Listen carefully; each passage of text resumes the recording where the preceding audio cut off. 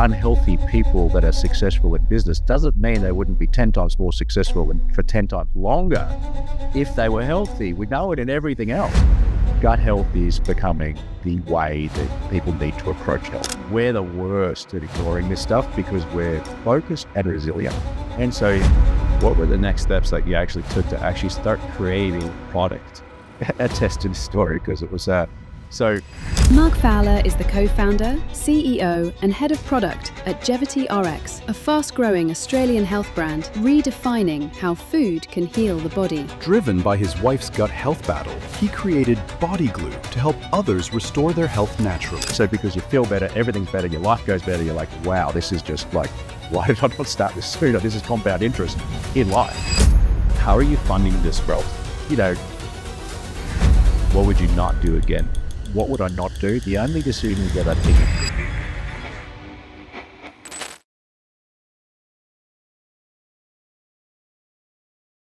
Hey everyone, and welcome to another episode of the Unemployable podcast.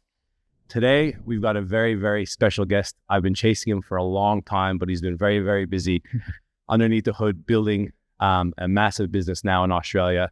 And he's a good, very, very good friend of mine. His name is Mark Fowler, and he is the founder and CEO of Gevity RX. How are you, Mark? Thanks for having me, Eric. It's been a long time coming. Hope you read it for a while. The time is now. Yeah, the time is now, which is good.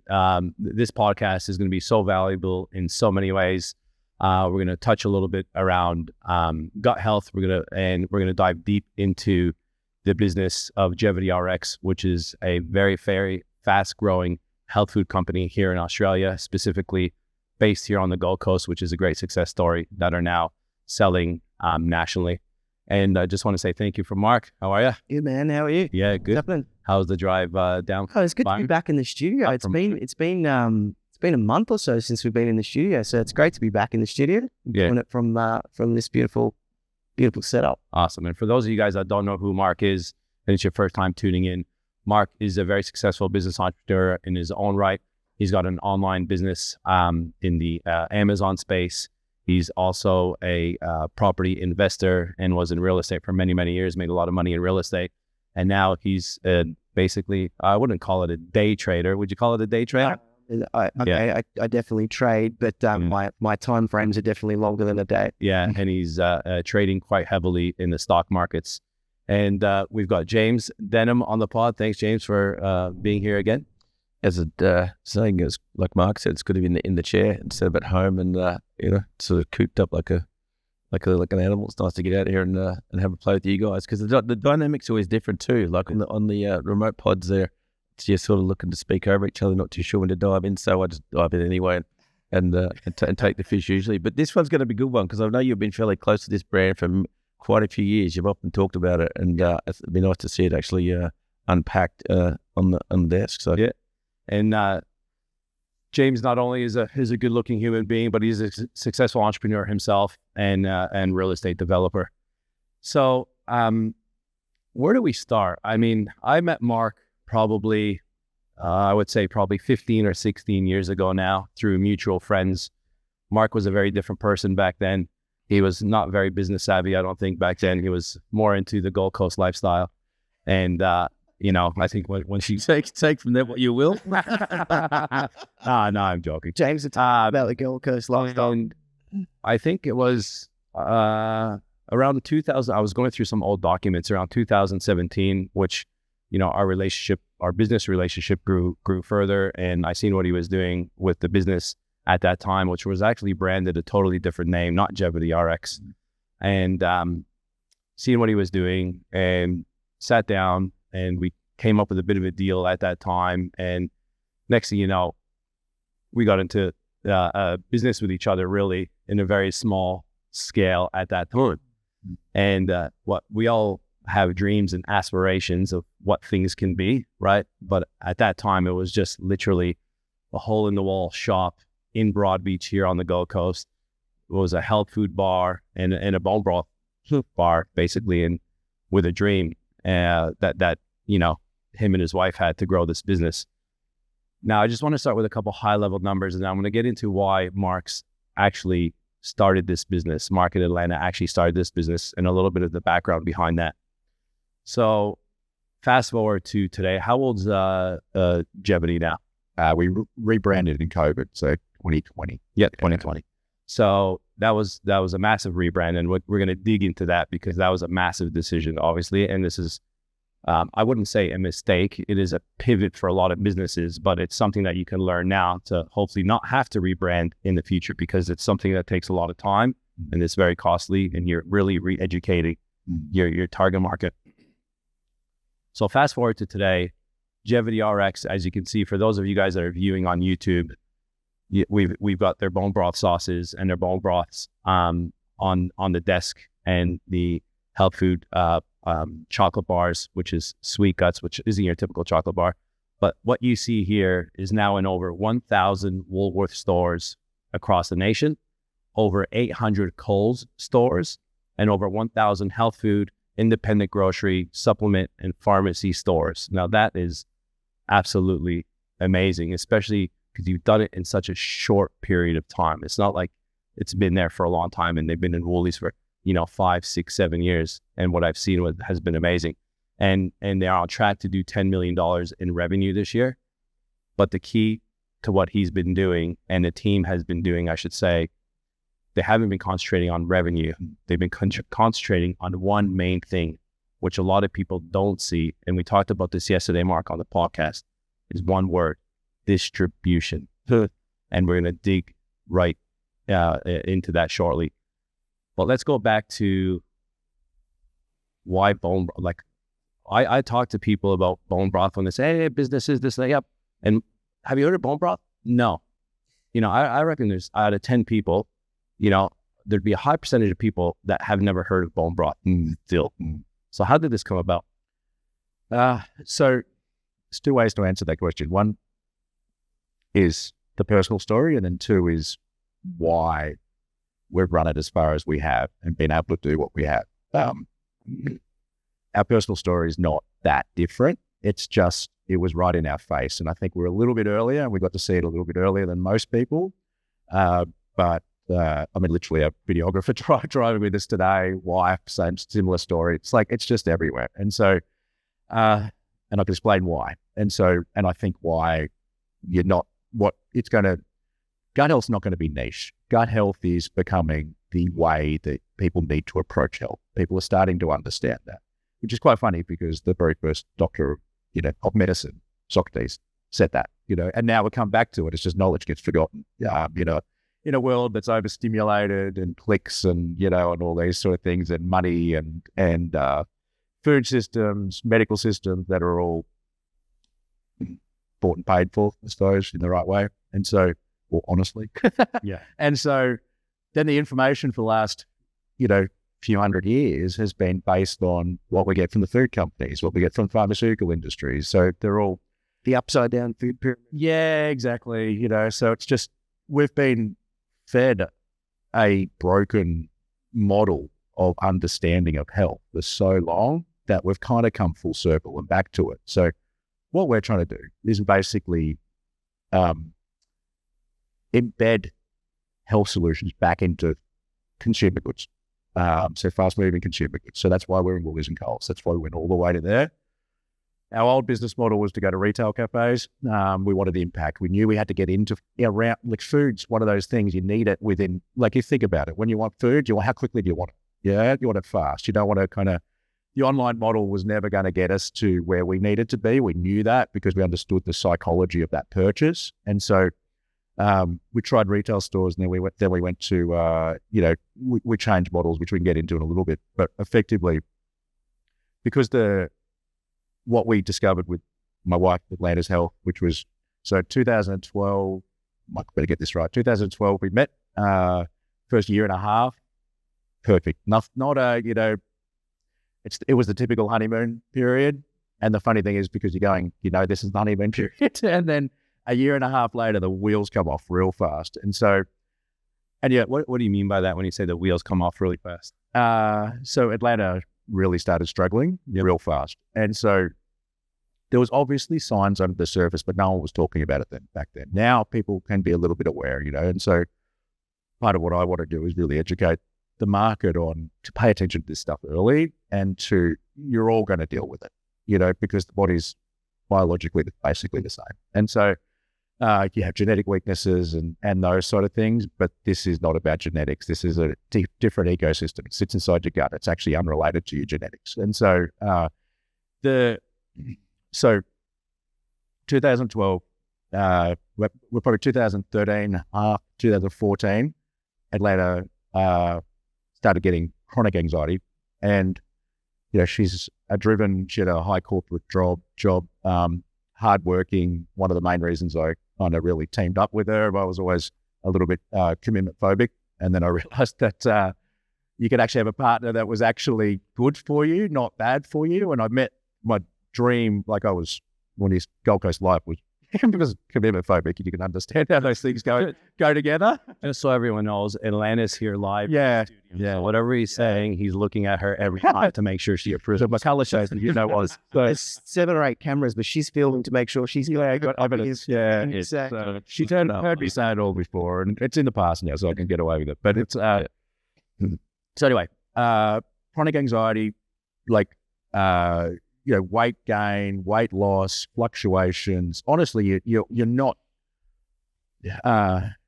Atlanta was about 34 at the time, and so you're not meant to be dealing with what she was dealing with at that stage. But of course, so we took her to doctors, and we took her to. We did a lot of research. sleep issues. Yeah, it's not. She didn't sleep for I don't think she slept for the first year and a half altogether. Pretty much. I'd wake up, and she's like, "Why awake?" And I'm like, "Have you slept?" No. But your body runs on adrenaline, and so because the gut-brain axis stimulates cortisol, and so basically she's running on so much cortisol. But you can convince yourself that that's energy. It's very easy to become addicted to intensity, and I think when you're in your 30s, you can get away with that. And I think there's so many people in this boat, business people in particular, are so good at pretending that cortisol and stress and that are disrupted, which I believe they're disrupting their gut the whole time when they're doing that, is somehow fueling them. And it's not. It's actually it's like diesel fuel. It's effectively toxic to the body. And so she was doing exact same thing that I think so many people are doing, and ignoring it, thinking that she's hard charging, driven. She had a 3-hour commute every day backwards and forwards to Brisbane. She had a big job at a publicly listed company. And so the personality changes, she was really struggling with it. I remember one day, a year and a half in, we're probably trying to fix it for about a year. We're like, okay, I think there's something, we're going to try everything now. And so we started taking her to doctors. Remember, we spent back then a lot of money, which was about $600 on a functional GP. That was very hard to get into, begged to get in, to only be told that it was this time of life for her. Effectively, it was her hormones, which, if you understand the way the gut works, it is your hormones, but you're focusing downstream, like so many things with health, is everyone focuses downstream. Well, all the hormones are produced in the gut. Yeah, exactly. It's your command center. Your gut sends out. We can get into a quick evolution story probably to really explain how gut is so impactful to everything. But so hormones were affected.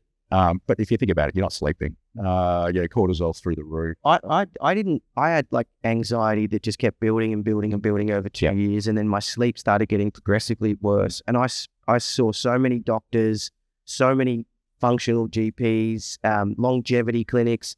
And at the end of that 2-year journey, that was the thing that I spent the most amount of time on. It was a naturopath that said, hey, we got to deal with your gut. And so all these people in the space failed to kind of find. What year was that?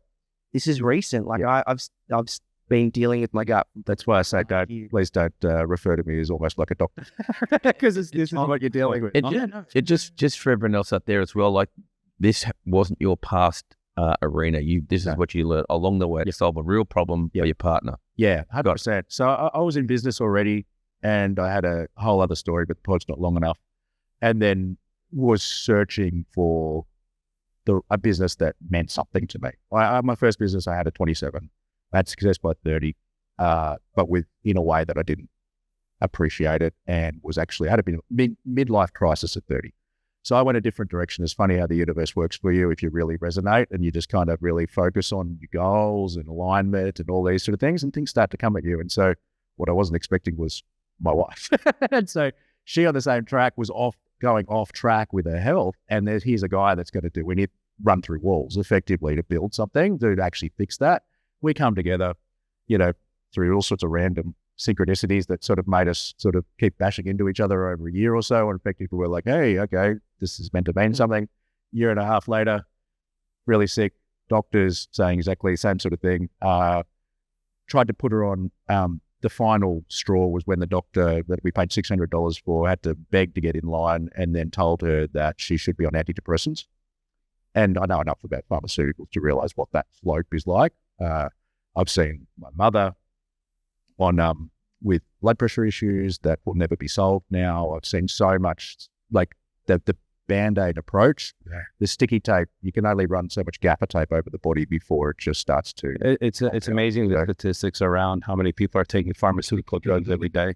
Yeah. Like prescription medication. Yeah. And that's pretty much the worst thing for your gut. And so anyway, wheels come off, started doing, made a decision that we're going to solve this ourselves. And just, it was like this is what we're doing. Okay. This is not going to happen. I'm not going to lose. This is the first time I've ever really met somebody I wanted to spend my life with. Before that, I was very commitment phobic. This was like the dream girl, the girl that was actually going to help me achieve my goals and all those sort of things. She was a great partner that was like, yeah, let's do it. Whatever I'd say something, because usually when I talk about what I wanted to achieve in life, I would normally have a partner that was like, you're never going to be home, and, and all this sort of stuff. And it's like, Atlanta was the exact opposite. Yeah, let's do it, And so it was just like, okay, I found my my partner effectively for life. And then decided they've got to fix this ourselves, started experiment, found out it was leaky gut pretty quickly, to be honest. We're already interested in health. I had a prepared meals business. I was trying to do health food, but I just didn't understand health properly. I didn't yet have to go through the crazy understanding of rewiring the brain about how to think about health. I was still thinking about it very top down, the way most people do, as in this supplement, this thing, this gadget. But you're always into health, and you understood health because you're in kind of a food-based business before that. So you kind of I understood it as much as most people understand it now. Yeah. The reality is most people don't understand it because I didn't understand it. Yeah. And so you're working too far downstream. And so, and sometimes doing damage. We got her onto different products and those sort of things that, because we didn't understand what the real problem was, we actually did damage. She had a major dairy allergy that we didn't identify. We did the full bulletproof coffee thing and keto and fast. You introduced me to bulletproof. Yeah, I did the same thing. I did keto, and what I didn't realize is that if you do keto and you're not on keto permanently, the minute you come off it, you're fucking up your gut because it starts storing all these things that's been missing. Yeah, and keto's, and I was guilty of it myself, is the keto gives you short-term upswing, but it's fundamentally incorrect. Doesn't break down. It's no different to kind of people that go vegan get a short-term upswing. People that go carnivore get a short-term upswing. None of them are right. They're not. So they just haven't they haven't been through the whole journey yet. Yeah. I mean, carnivore hasn't been around long enough. Vegan's been around long enough that anyone's being honest that people are struggling. A lot of vegans struggle. But fuck me, don't they think they're right when they're on it? It's like people at CrossFit. It's like, shut the fuck up. And then they come back to earth. Well, it's kind of like, they're just thinking about the body, and, your body is only one part of the ecosystem. There's your gut. Your gut is bacteria. Your gut is 2 billion years old. You need to understand how all these things link together, and that the way I'll describe this is, I say that your gut's basically the command center for your meat suit, so people get it. And so 2 billion, if we've got a couple of seconds, I'll just explain something. So 2 billion years ago, and I tell it because this is the way I need to understand health, because I did a year of exercise science. That's the closest I've come to actually studying this outside of self-taught. And so for me, which had I did 6 months of chemistry, and that was enough for me. It was literally too many names, too many chemistry compounds, but I understand. I'm good at being able to piece together things, seeing all the connections, and then working out how to bring them through into a common sense way. And then that helps me be able to explain things to people that also understand it, make it in layman's language. And so factually not meant to be exactly correct, but for the purpose of the understanding, it's 100% right, which is 2 billion years ago, no oxygen around. There's bacteria on the planet, and so bacteria is prokaryotic cells, then there's eukaryotic cells. They're the only life on the planet. So eukaryotic cells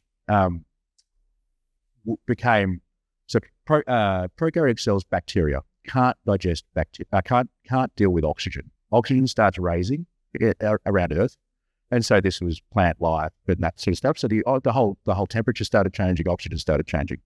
They did the greatest, and you'll appreciate this for a business podcast, but the greatest M&A deal of all time, basically. So they decide to merge, and so the bacteria merges with the single-cell organisms called eukaryotics, because eukaryotic found a way to digest oxygen. So they do a deal. Then the two forms of bacteria are still present in us now. So this becomes mammalian life. So basically all animals, all plants, everything became blossomed from this partnership. Everything before that was just little petri, little single cells floating around. You can't even see with your eye, basically. So then they do a deal. Half of them go into the gut, the colon, basically, as the cell as it becomes an animal or whatever else. And so basically, half go into the colon, half go into every single cell in the body as mitochondria. So they're cousins or sisters, basically. So those ancient bacteria are still in your gut and in every single cell. So what's mitochondria do? ATP production, cellular energy. It's literally the battery of every single cell in your body. What's your gut bacteria do in your gut? It's not just there and out of sight. And this is that they are your basically colony, your original colony of life. They partnered with another organism to create a way to flourish in this new world. So this is the power of evolution and adaptability and how species evolve. And so they basically partner like this. And then as a result now, so every single function in the body basically is controlled by the gut. So it's undebatable that your digestive system is, so if you think about it, people take supplements, so it controls your digestion. Straightforward one, yeah? Something you probably don't even think about. But you take supplements, you take whatever, all these additives, like chemistry compounds, basically broken down. Why are we taking those? It's because the gut's not breaking down. The food system is partially broken, but the gut is not breaking it down either. It's not what you eat, it's what your gut bacteria can digest. So with your gut bacteria digesting, they then produce all sorts of compounds. Picture, it's because it's a funny little kind of, picture in your head, but it's a good way to think about it. So you would have seen movies where, people control cyborg style things on alien planets and stuff. This is Earth, yeah? So where bacteria is trying to survive on this new planet. So they create this meat suit effectively, but they control it still. They actually send out every single thing, hormones, hormone response, digestive, toxin elimination. They control the brain. Your gut's not your second brain, it's your first brain. You're basically 90% of the neurons activity go up from your gut, up your gut brain axis to the brain. Not 90% going down, 90% going up. 80 to 90% is known to now go up. So basically, your gut is sending the signals to your brain, serotonin, GABA, all these things, feel-good hormones, how you're feeling in the day. Like it's your radar, effectively. You kind of think of it like a submarine, like with this little periscope up the top to control the body. That's actually how it goes from your gut to your brain. And so when you understand that it kind of controls all these factors, is you realize that there's nothing else to solve before you solve this. You take a supplement, you're effectively you're circumventing nature. Nature is way more powerful.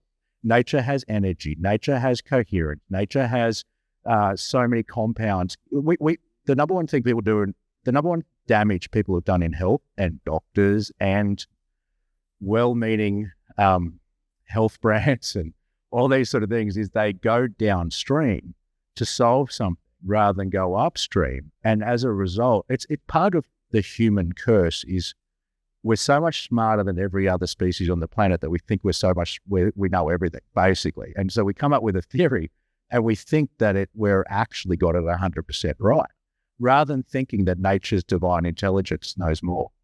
And so go back to nature, go back to how this ecosystem was built always first. And basically you were forced to do that, right? Yeah. At this time when Atlanta was having all these issues. Yeah, 100%. And so once you work all that out, so our first product, to go back to the evolution of Gevity, was found out about gut health issues, found out about leaky gut, started experimenting with products on the shelf. Kind of, there was the throwaway line that we basically said, which was the people are just waving bones over hot water here. They don't even know what they're doing. They just, someone's grabbing hold of gut health and bone broth's going to help this. And so looks good, sell it, marketing heavy industry.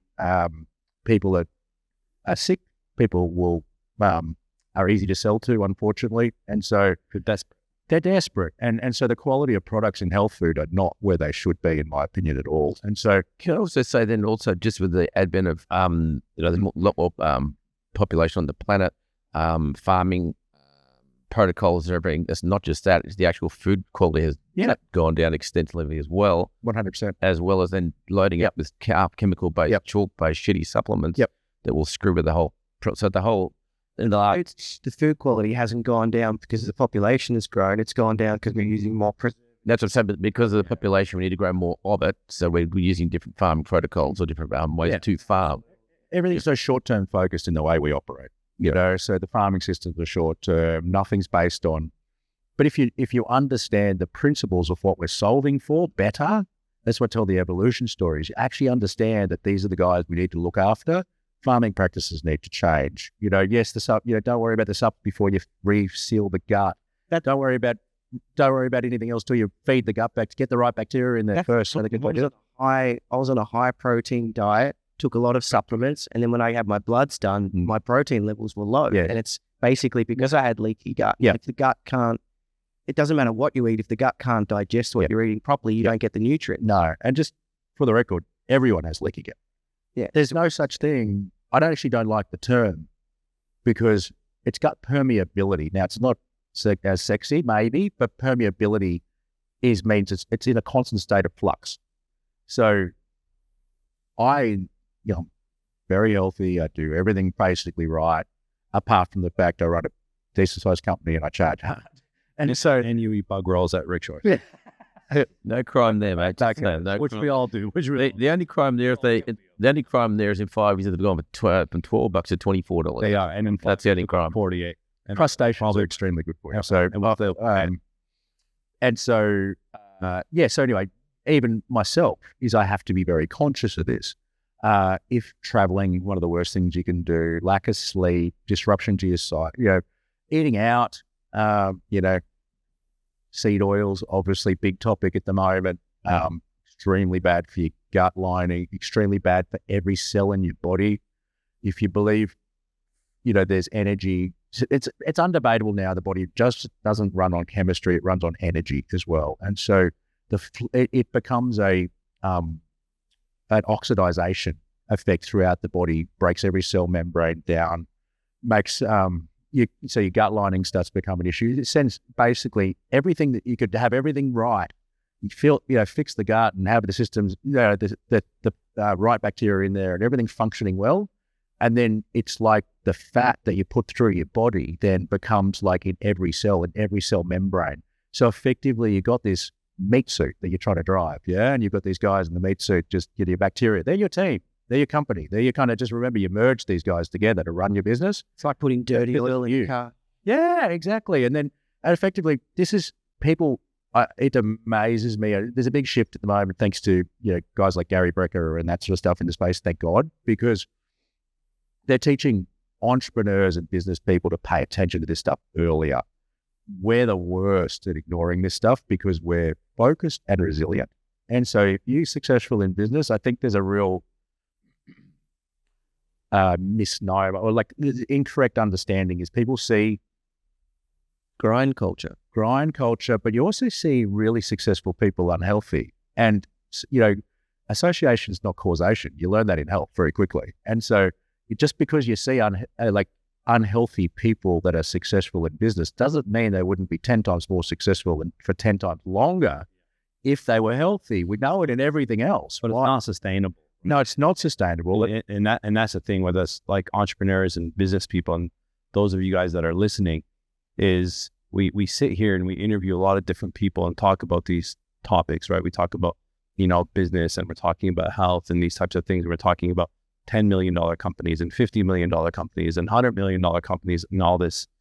But what people don't realize is the amount of work, right? The amount of brain power that it actually requires to actually grow a business like this. Yep. The amount of, going without and making difficult decisions. Yep. Like you're probably in that, we're going through that because of what you're going through mentally too, right? With the pressure of business and real estate and like last night, I didn't have a good sleep. I've got a lot on my mind at the moment. There's lots of stuff happening, right? Mm-hmm. And you have to realize that, and that takes impact on our body, right? And I myself, I'm nowhere near probably as healthy as you and probably as diligent as you in regards to, the food that you put in your mouth. But because of my missus, right? She's pushing me. I just came off a 2-day water plan. It's supposed to be a 3-day, but I'm like, there's no way I could do 2 pods today just on water again and pushing through. But like 10 years ago, I would have never even thought about doing something like this. So it's about educating. And what I like about what you guys have done with Gevity is this is what you guys have been doing. You've been doing the hard work in behind the scenes of educating a population on what this is. And to me, it's the hardest part because you literally had to create your own demand because a lot of people didn't even realize, wow, I feel like shit. A lot of people don't realize they feel like shit because they actually don't know what it feels like to feel good. Do you remember? That's the big difference. They forgot. Yeah. Do you remember must have been about 18 or 19. You were telling me you got to educate people about bone broth. And I was like, now's not the time. Now's not the time. Yeah. Now's not the time because we had to build the market first. We had to work. We had to get the distribution had to be built. Yeah. Because for us, I know how big this problem is. And so I saw this firsthand with my wife. My wife led to us making bone broth products that actually worked effectively. So what is bone broth? Because a lot of people still don't actually understand what it is. So if a traditional product, get into the actual. And so bone broth, and look, bone broth's not the be all and the end all, and I'll never say that because it's not. I'm not a snake oil salesman trying to push a product. I'm trying to fix health by utilizing products, and that's part of doing that is fixing our food system. Not the only part, because there's other things wrong with how we live that's also making us sick. But food system is a big part of it. And when I understood how to fix health properly from my wife, and then I don't know if you remember, I used to do coaching, performance coaching with, basically your whole crew and everyone. That's how we kind of really connected properly. Yeah. And so, because I understood actually how to get people healthy properly. And so part of that first thing is reseal the gut lining. And then you can start going outwards from there and working on everything else. You're dealing with real data. If you're a business guy, data's important to make decisions, and health, you should be data-based as well. Like, what are you really dealing with? But you need to get the data uncorrupted first. And part of that is fixing the gut lining. And so fixing the gut lining, bone broth's the secret to basically doing that. And so is feeding good bacteria in the guts that basically produce mucus and create a lining. So basically, your gut is permeable, like I said before. It's like a cheesecloth. Most people, it's more like a holy stocking or something. It's meant to be like a cheesecloth. Allows you to digest food. Once digested, breaks off particles, single particles, goes into the bloodstream, sends out all the functions, hormones, digestive, or every function in the body. And so when it goes bad, it sends, don't know if you can say shit, but little LPS. So a lot more than that. So basically, there's a term that I like people to think about, because the more you can get in people's head is the more you take it seriously. And so undigested food particles start going through the gut lining. So what's in your colon?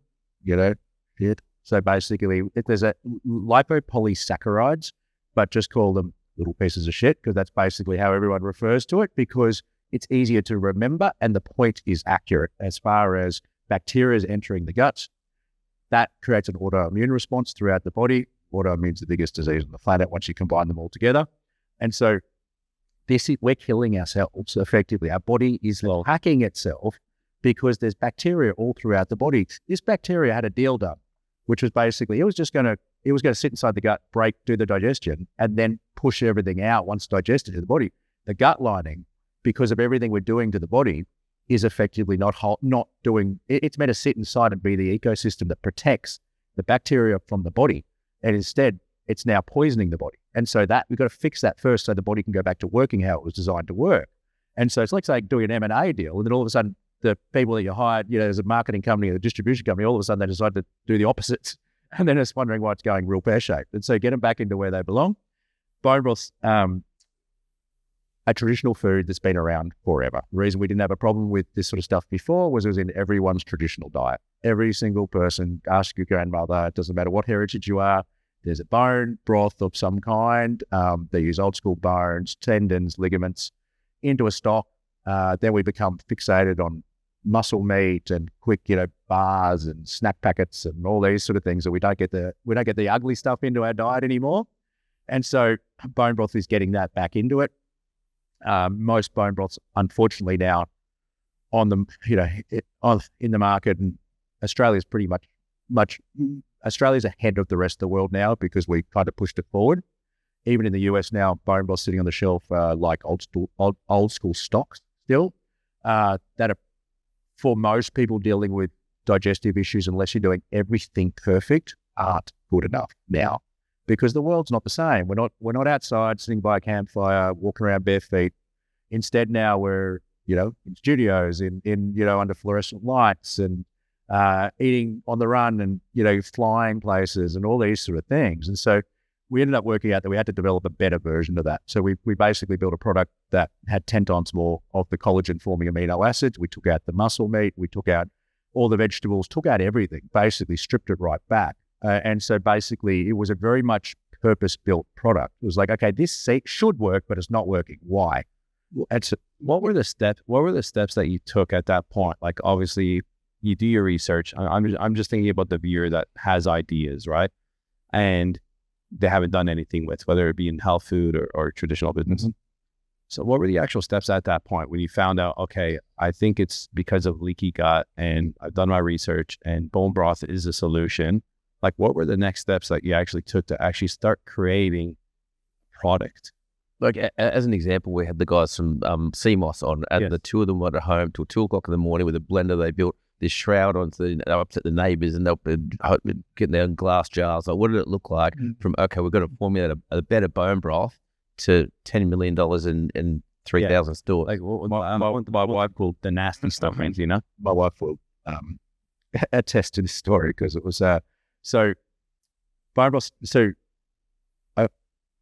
I used to stay up very late. So we had a health cafe at the time. And so we'd work from 5 a.m., finish at 4 p.m. Then I'd come home. She was wrecked because she was sick. She'd go to sleep. I basically made a concoction to make her sleep effectively because she couldn't sleep. Realized if she can't sleep, you can't repair. Doesn't matter what I put in the body, it's not going to work. And so discovered reading blogs. It was hard to find back then. This is 13 years ago or something. And so it was hard to find any information. That you're down the rabbit hole of Reddit and that sort of stuff. And so I was up there trying to find all this. And then I was like, okay, why does this work? I'm like I need to understand something before I'm going to do it. Okay, does this make sense to me? Okay, philosophically it makes sense. So, I don't really talk to Atlanta much about it because we were just getting through that stage. You're barely talking. You're just trying to survive. And then she goes to work, comes home, and I'm making bone broth at home. I'm not a cook. I actually don't. My first company was a prepared meals business because I didn't want to cook effectively. It was for corporates and that sort of stuff. So corporates didn't have to go unhealthy because from our first company, I realized that. And so anyway, I was like, okay, I can work this out. So come home. She walks in the door. Whole house stinks of boiled meat. We're in summer in Brisbane. It's like, and I'm all excited. I'm going to tell her that this is what she's going to drink 3, 4, 5 times a day. And it just, if you smell boiled meat, it is disgusting. Yeah. And by the time you've got ligaments and all those sort of things, it's not what anyone wants to be consuming at any time, let alone someone that's sick. And so so I went from there. I guess I was working with a manufacturer at that time for the prepared meals business. So I was like, okay, I need to get some equipment. I need to start trying to work this out in a commercial space. So I wasn't allowed to make it at home ever again from that point in time. And so, and I think it was expressly said, but it was pretty obvious that was not going to, we weren't going to last. So just to confirm, obviously, with everyone, at this time, Mark had a prepared meals. Yeah, home delivery, basically. So again, had a little bit of experience in that space, talking to, manufacturers, new basic processing stuff, new food. The background and the research part is important as well, though. Like, I don't want people to miss that. Like your knowledge that you've been speaking about over the last 20 minutes is really important, because a lot of the times when we eat meat now, we buy a steak or we buy a patty or we buy the meat with all the ligaments and all the tendons and all the good stuff taken away that has all those glycine and amino acids. So that background knowledge of understanding that allowed you to then start.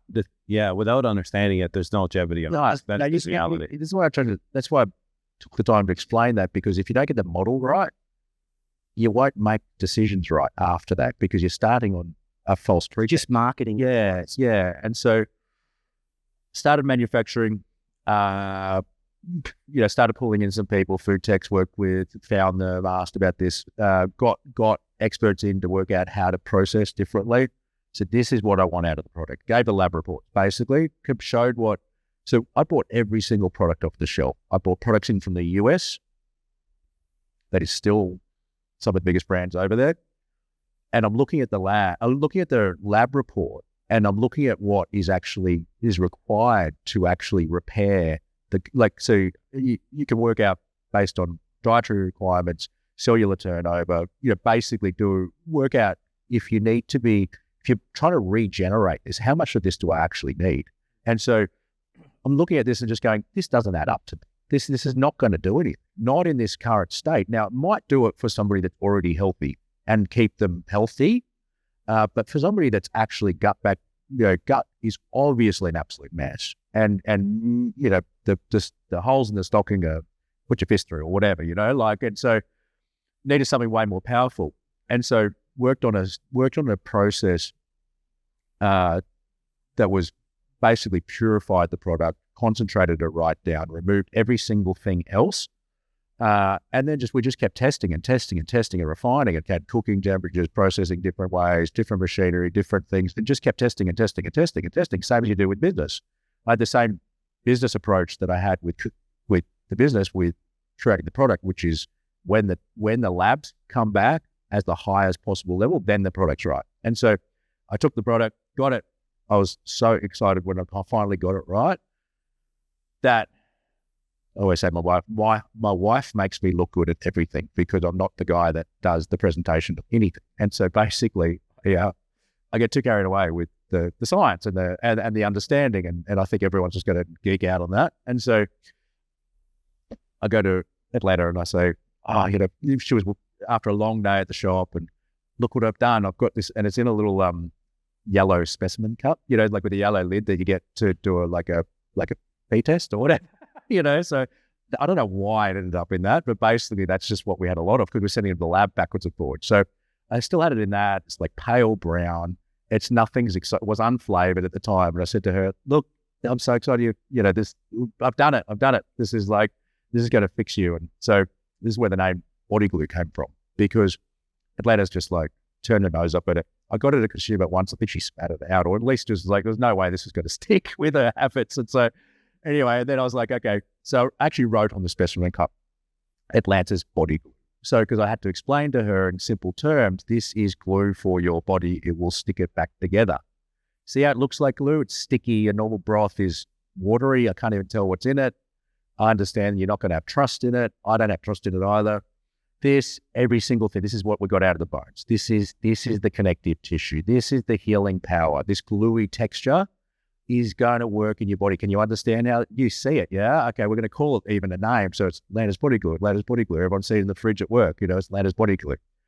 And so, she buys into it, starts consuming it. I've got a few other people to try it, and they all were like, it's literally hold your nose sort of stuff originally. And then everyone's like, everyone that had issues started getting better, but it was like, I can't get everyone to consume it like this. And so it was like, then it became, okay, let's flavor it. Let's make it normal flavors. So we don't do soup flavors. We do things like burn and AM cleanse and, these sort of things that are more traditional to how people think about supplements and that sort of stuff. And so a little bit more, less savory, because you've got to consume, for bone broth to work, especially if you've got a digestive issue, is you need to consume it multiple times a day. First thing in the morning, last thing at night, absolute, have to do. And then as many times a day, throughout the day as you can after each fasting window, basically. So you eat 4 times a day, you should have 4 cups of broth, 5 actually, 1 before each meal and then 1 up before you go to bed. Eat 2, 3 times a day, 4. So basically just once before each meal, when your body's primed for absorption, so you kill that first before you start throwing anything down that could cause issues. And so, long story short, several flavors later, and sort of, we had lines out our door at a little cafe, and we had people coming from Brisbane. This is when I realized we had it right, and this is when I realized how big the problem was. So we had the hole in the wall Eric was talking about. We had a health cafe at that time. We had a whole lot of range of products there, a lot of which are still going to come out under Gevity. But we decided the business model was the issue, not what we were doing. And so we had, we had like the Gold Coast Bulletin arrive because there was we were causing chaos on Gold Coast Highway effectively, where there was like loading zones at the front of our shop. We had a little shop under the Bel Air building in Broadbeach, and that's literally, and which fronted right on the Gold Coast Highway. So when people would pull over, there were no parks, they just start parking on the highway. And effectively, so we kept getting the council coming around, and what is going on here? I was like, what are you guys doing? And it's like, we're serving cups of broth. And people were coming from Brisbane, people were coming from whatever, mums were bringing their daughters down. People come and get product. Oh, I've got a son or a cousin or whatever this, I've heard about this. And so things grew very fast from there. And then one day, so we're still making the product out of our cafe after hours. We'd finish it. You'd close the doors at 4 p.m., cleaned up by about 5, start what we call goo night at about 6 p.m., which was basically making body glue at night time. So we'd already processed it off-site, but then it was jarring and bottling it, that sort of stuff, all till about 2 o'clock in the morning some nights. Had a distributor arrive one day. And so we had a lot of loyal customers. And so anyway, this distributor arrives. It's 2017. And so distributor arrives on the Sunshine Coast, and he shows up the door, and he goes, heard about what you guys are doing. Gets to the front of the counter. I think Atlanta or one of the girls was, he asked for me. And so basically said, you need to talk to this guy. So we had a chat. He goes, look, I'm a distributor, you got to get this product out. I've heard about what this is doing. Look, the queues you've got. You can't do this out of this cafe. And so he goes, I've got deals with, health food stores nationally, chemists, all this sort of stuff. And so we said, okay, sure, why not? Not really thinking about what the volume would look like. And so I remember when they got the first order, we had like a mini heart attack, because we're literally like, how the hell are we even going to do this? And so we stay up all night to do it. And after this is actually, I don't know if you remember, but this is actually where the arrangement kicked in from you and I, when it just, for the record, Eric's the only person we've ever had to take capital from, and it was to get our first production run done with an external manufacturer. And so from there, we've always been self-funded. And it was not a huge amount of money, it was a test, but it was enough to kick us over, get us into having a manufacturer, meet the MOQs and that sort of stuff, so we could kind of grow properly. Nationally distributed within 12 months. Now, I want to stop you there one sec, because I want to get back into distribution, but you overlooked one thing, and this is a thing that is very, very important. You had a fairly successful prepared meals business already before doing this, when you were testing. At that time, I know that Atlanta before that was in a multi-6-figure, job for a publicly traded company in Brisbane, the corporate lifestyle, earning money.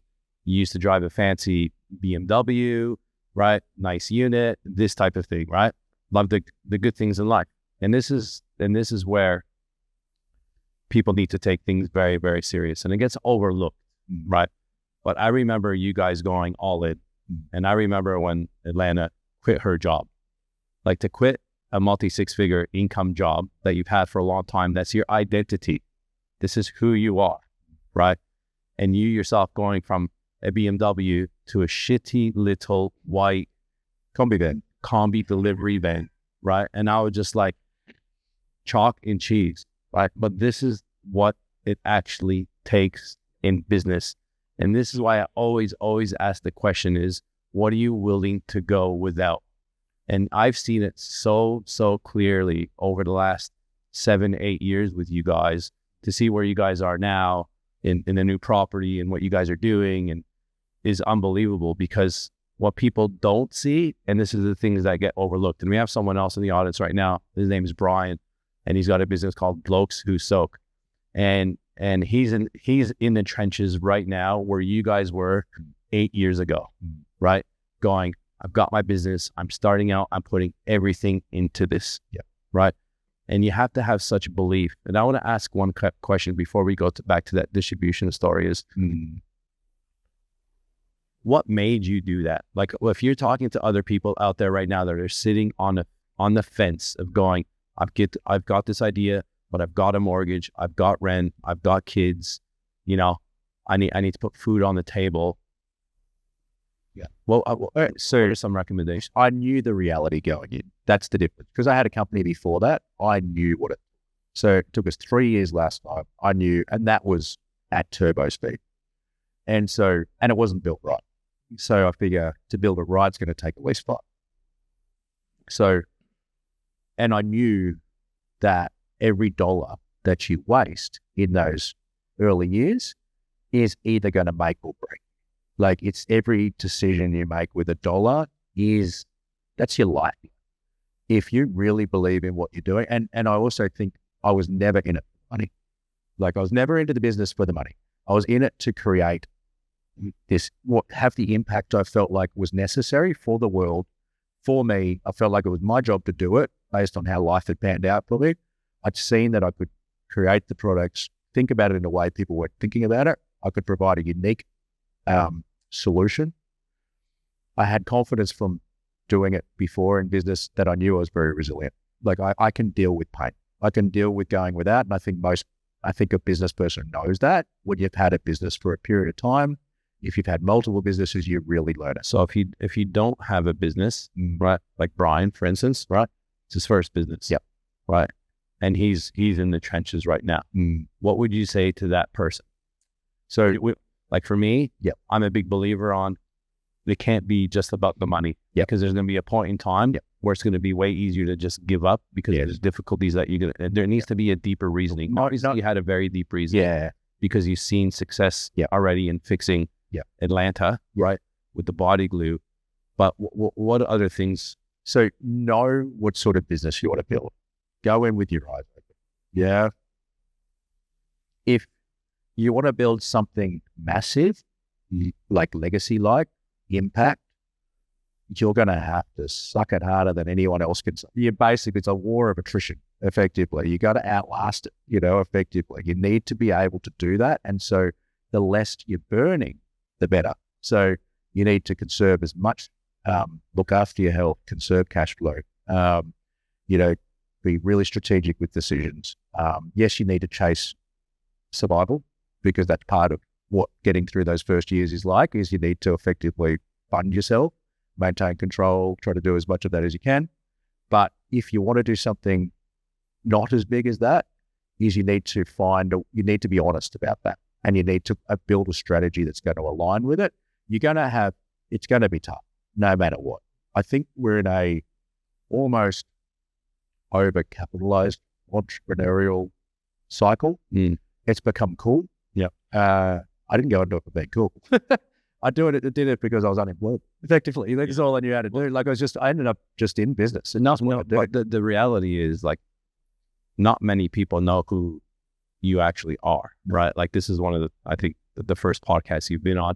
I've been chasing you for a long time, and just, build that personal brand because you're such, your brain around this topic, right? Like, you can't lie about it. And you're so passionate. This is a really important discussion, because I think a lot of the times there's so many podcasts out there, and even though long form podcasts are so great to tell the full story, they still miss 99% of the nuance.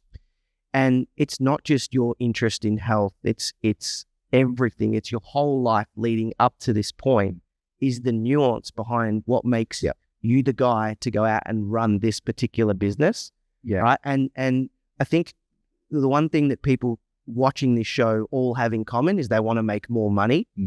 But there's many, many ways to make more money. This type of business, going all in this type of business, there's only a select few who can do it. So understanding that from the get-go, am I trying to make more money? Do I just want to make more money? Or am I going to build something through? Yeah. And if you're going to go the bigger one, you need to go on purpose. You need something bigger. Like you can't say... But it needs to be your wheelhouse as well. Like, you didn't just one day decide, no, I want to fix the world's gut issues. No, had this massive new history, right? But again, he was, like you said, he was already in that food manufacturing business and had he had contacts. Where is your, what is life setting you up? You know, what are you interested in? What are you going to, passion is an important aspect because you need to be able to work at this harder than the person like to your right and your left effectively. And you're not going to do that if you don't really believe in the product. You know, if you don't believe in your solution, you don't feel like it's right for you, you're not going to do it. And so if you're going to go big, make sure it's something that means more than money. If you want to go, if it's for money, by all means do it. But there's a different strategy to get there that is going to be way less traumatic for you. Guys, I know this is an ad, but trust me, you want to watch this one because it is an absolutely ripping product for anybody who uses a computer. One of the things I hate the most in business is email and responding to YouTube comments on my computer here. This AI app is a game changer. What it does is it enables me to never type another email again. I'm going to show you how it works, but essentially, instead of typing, I have a key on my computer that I just push the key, I start talking, it dictates everything I said and uses AI to correct any words that it hears after I've trained it a few times where there's misspelling, and it just cuts my email response time in half and enables me to give much deeper, better emails to people. Just check this out. As soon as you see it, you'll see how it works. If you want to get it, there's a link beneath this video. It is insane. It's called Whisper AI. It's a game changer. Let me show you. So this is a scene you've all seen before, writing an email, but instead of going and writing and using my keys here to type in, I'm just going to push that little FN button and I'm going to read this straight in here. So watch this. Hi there, thanks for watching the podcast. Have a great day. Let it go. Boom, there it is, and I hit send. That's it, guys. Click on the link below the video. Get signed up today. It will save you heaps of time. All my entrepreneurial friends are using it. You can thank me later. Let's get back to the pod. It's like that Venn diagram. It's like, what does the world need? What are you really, really good at? And what are you passionate about? And that's exactly has to line up. It does. And I say this a lot, that like a lot of people are building businesses that they actually don't want, because we can sit here and say, I want to earn an extra $200,000 a year. Once you hit that extra $200,000 a year, you're going to say, I now want to earn $500,000 a year.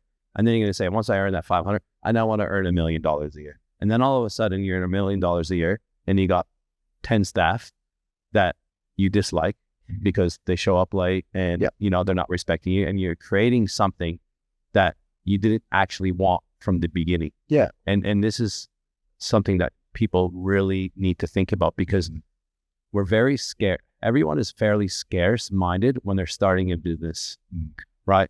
No one's just, people get excited, yes, but you're thinking the smallest at the beginning, I believe. In any of the businesses I've been involved in that have really looked at the level of success that it's gone to. Like if I were sitting here 8 years ago, when we're filling up that little mini factory, right, with pallets and didn't know what we were doing, and we got to store them in here and this and that, to go 8 years later, you're going to be in 1,000 Woolies, 800 Kohl's, 1,000 stores, and now launching in the US.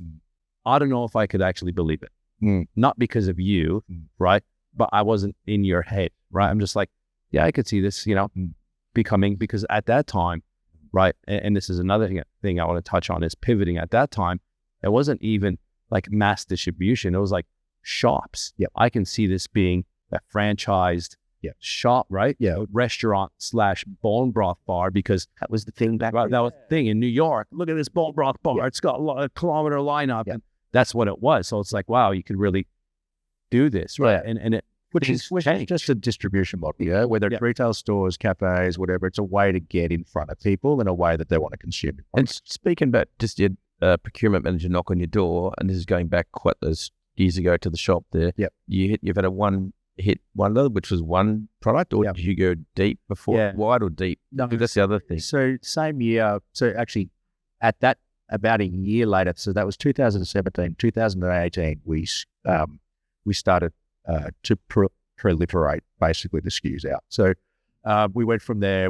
So bone broth was only going to get us a segment of the market. So we're like, okay, so how do we get this into mainstream? So everyone needs to consume this.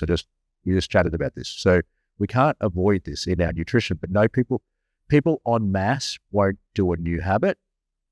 If you want to get everybody, you got to find a way to get it back into the food system. So that's where we went into sauces. We've done marinades. We've got other products coming as well that are really designed to get back into the staples of cuisine now, because people aren't going to make the stocks now. I use bone, so I try and not use the pasta sauce as much, and I use bone broth as my sauces with svelte pasta, things like that. Just because it's better on the gut. 100%. And the other part to that question I was going to ask is like, hey, your wife's sick. You've potentially, at this point, my understanding, cured her leaky gut.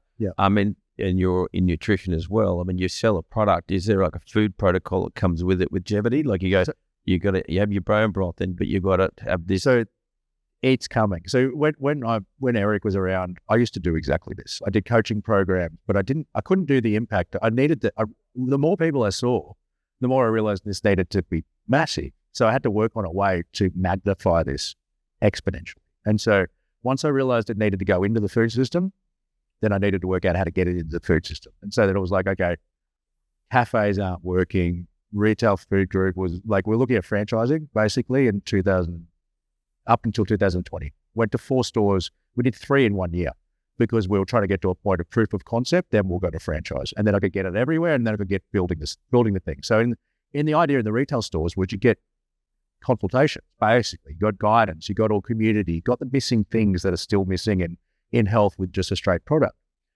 But then realizing running all those stores and then the franchise model was going to ruin it, not actually help it, because to go food service, quick service restaurants, franchising the only real way to go.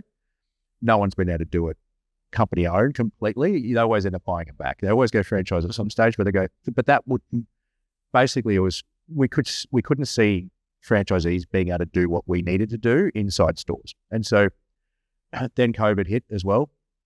And we're like, okay, this is our window. This became very clear. It was a reset. We need to change our distribution model. And so we started going to trying to get to the biggest distribution points of consumer goods for food. So grocery, obviously, in Australia. So went all the way there. We did another proof of concept of just, it was important to us to make sure for this plan, which was, we're gonna fix the food system. So to fix the food system is not about bone. We have to do other categories. So why did we do a chocolate range? To prove we could do it. So basically say, okay, we're going to so chocolate, probably one of the worst things, in theory should be great for you. Cacao is a polyphenol, fantastic for your gut, fantastic for everything. Put it with sugar, dairy, all the emulsifiers, and it's absolute havoc. Ours, one block has the same amount of prebiotic fiber as 1.5 kilos of broccoli, 0 sugar, tastes like chocolate. And so, because what we did with bone broth, we can do with other categories. It's the same approach, just across different things. So we're going after the snack, confectionery, sweet and savory snacking this year. We've got a new facility that we're sort of really pushing out now to go after that. And what we start rolling out, now we're in Coles and Woolies, is now we start running out some of the sort of the support side of things. So we're doing I think in about a month, when we launch basically what we're doing, we feel a little bit softly with this at the start. We're doing like a 7-day reset that's free, basically allowing people to go do this stuff. We're trying to teach people how simple it is. But I've mentioned this to you before, Eric, but the health is not meant to be about deprivation. Health has to be sustainable. So you have to get the wins, and you have to start with the right things first, so that you get momentum. You feel better. Then if you can get people feeling better, they'll follow. They'll keep doing more and more. It becomes like a drug. Effectively, you chase it more and more. That's why health is so addictive when done right. And so because you feel better, everything's better, your life goes better. You're like, wow, this is just like, why did I not start this sooner? This is compound interest in life. And so, yeah, we're going back doing some of that stuff. We're doing a 7-day reset. We're doing a 28-day challenge for those that want to do it after that. But basically teaching people how simple it is to do a couple of daily routines. Some of it incorporates our product or similar. Some of it's also just about little lifestyle choices, how to, you mentioned before that, you throw the right things in. I learned this with my wife, but, if your circadian biology is a mess, so, you want to be awake when you should be asleep. When you're meant to be awake, you're tired. Those sort of things, your body's not running properly. It's never going to heal. You can put the right stuff, right inputs in. Your body doesn't know how to process it. Your body isn't, skitting out basically. Can I just say one thing as well? Because I don't want this to kind of get glazed over and people miss the importance of this. We haven't really spent much time talking about the brand, and a lot of the times people will tell you brand. You got to build the brand. But what you've just been speaking about is the importance of distribution and the decisions that you made around distributions to make sure that you can get the brand out there. Yeah. And I think, that's what I was going to unpack. So I want to unpack. So you got 4 stores, right? You're not in massive retail yet. You are dabbling a little bit online, right? How many employees did you have at that time when you had 4 stores? More than I've probably got now. Yeah. Roughly. So probably there's a reason why it's 20. About 20. Yeah. What would your revenue have been back then? And then probably 4 million, 3-4 million. Yeah. 3 to 4 million. You now have about half of that. Yeah. Right? And you're on the verge of doing 10. Yeah. And you got to pick the right vehicle, right? And this goes back down to distribution. You could have went, right, and had, in all things equal, 40 staff, do 8 million, and had 8 or 9 physical stores.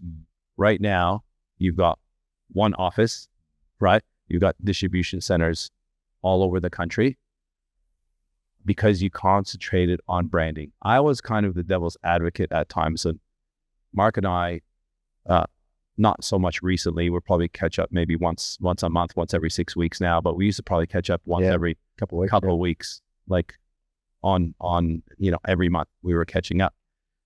And I'm coming from the online MX, growth is everything, ads, right?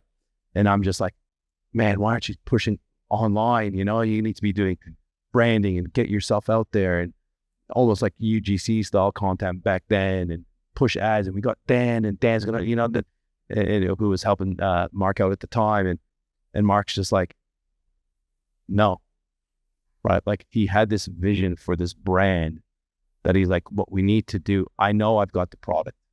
I know I've got the brand. No one's going to compete in this space with what we've created.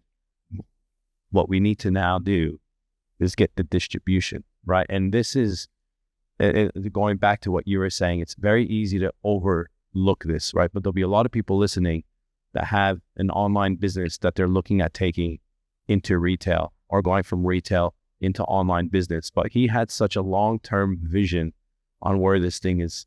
That's just been growing consistently over time. But right now, he's got amazing range of products, right? Him in Atlanta. They're now got an arsenal of products that people don't even know about. And he's been telling me about these products for 5 years, man.